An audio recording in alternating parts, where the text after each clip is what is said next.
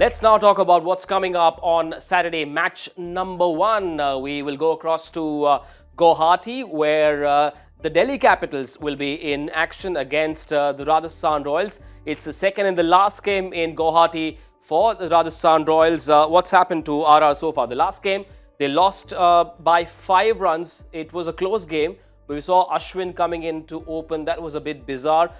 You reckon they should not experiment so much, or you thought made sense? They may have an issue with Josh Butler. So if that's the case, I think they've got 2 options. Devdutt Padikkal to potentially open, and the other one that they could go with, which is a little bit left field, is a Joe Root.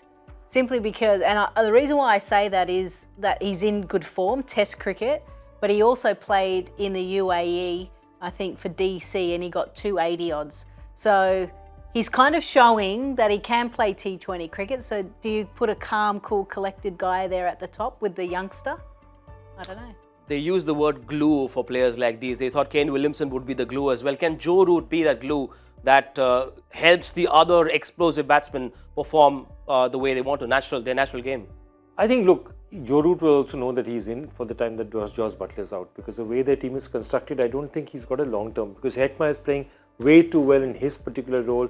Jason Holder gives them a lot of variety. So the others just slot in. Is Joe Root, it's important for him, but he will be, I think it's not a bad idea, exactly as Lisa said, to allow him to open, because if he opens, batters who can't force the ball too much, they're better off opening. And again, you move Padikkal. Suppose you move Padikkal to open, okay? Padikkal goes and gets 70-80 runs. Can he move then back to the opening slot? He can't, because the moment Josh Butler is back, that has to go back to him. Yep. So you're better off almost saying, Not get used to this slot. Yeah, just get used to your slot, do that. And I think Joe Root is the only natural sub you can get in at this point in time. For Delhi, well, it's not gone to plan at all. Their batting isn't firing. Let's take a look at their squad. Nokia has come in, and his return has certainly bolstered the bowling.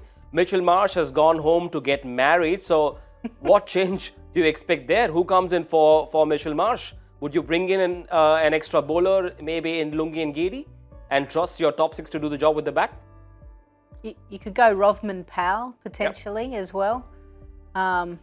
Phil Salt, he normally bats right at the top, so I don't know if he could slot down to 3 if they wanted to. And you've got to look at Akshar Patel as well. Now he's been batting beautifully.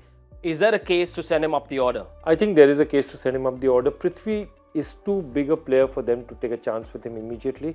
I'd say the person who's in more danger, simply because Prithvi's had a established and proven track record. Sarfraz might be in a bit of danger at this point in time. And I'd say both Manish Pandey looks like a good prospect out there. The only reason I wouldn't say that bring in Phil Salt is they've just given Abhishek Porel a chance. He's just done okay. It'll just break his confidence if after one match they just yank him and say, okay, Phil Salt comes in. Because the point of it is Phil Salt can't be a long-term substitute for him. At some point in time, once Mitch Marsh comes back, the way their team is constructed, they need a Mitch Marsh up front. I think he has, for the Adelaide Strikers, maybe a few years ago, he didn't keep. So he was in the field. So I think that's potentially, so you can still keep Abhishek Porel. Yeah, let's take a look at the squad and decide who the 4 foreign players should be or could be. So Warner, Russo. So if you go Warner, Russo, and at least Nokia. So that leaves you between Rovman Powell and Phil Salt, really. Yeah. That's basically the That's what I think. Yeah, Mustafizur Rahman is on the list as well, but they need runs. That's the problem. Runs. Yeah, they need runs with the bat. That hasn't worked for them so far. It's also the reunion of the Kulcha pairing. It's not been a bad outing for Kuldeep Yadav. He seems to enjoy playing under Ricky Ponting. I think Kuldeep Yadav, his return after KKR to Delhi has been nothing short of fantastic. He's enjoying himself. He's bowling well. He and Akshar Patel are they are the only 2 people for which that's one problem that fortunately they don't need to solve. But they've got a lot of other things going. I don't think Mukesh has worked out the way they want to. I don't think their fast bowlers, Khalil has given them a bit in one match, but not enough. So I think Nokia is there, really solid out there. They need something more from the Indian fast bowling, and they need the batting too. They just need somebody in the batting to put up their hand and play a big innings. And I need you to tell me your player to watch out for. Okay. I'll go with, I'm going to take I believe that it's make or break for Prithvi Shaw. tomorrow has to be a definitive performance. For you, RR? I had written down Shaw and Sarfaraz Khan players to watch because they need to have a big game. Right, but I'm not RR, we need an RR player, so. RR. Let's go with Yashasvi, shall we? No, Or do you want to go with the captain, Sanju Samson? no, I actually want to say, I hope Joe Root plays.